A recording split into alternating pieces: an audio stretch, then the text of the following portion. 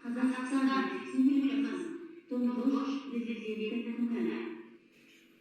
Балалар, мынандай күннің жылға отанның деген кең отана, жайлаған санасыз саласы, ел отана біздің кең отана, отананың біздер баласы.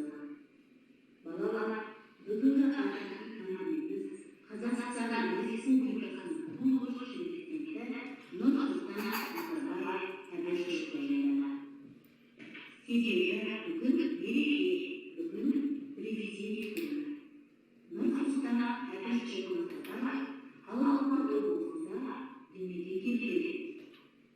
Нұрсұлтан есімін өзінің әжесі қойды. Балалар 99 жылдан келген. Соның бірі Нұр, тағы бірі Сұлтан. Нұрсұлтан 5 жасқа толғанда Жаңақаланың ақ бабасын алған келген. Ол Қаскелең қаласындағы Абай ауданынан келген.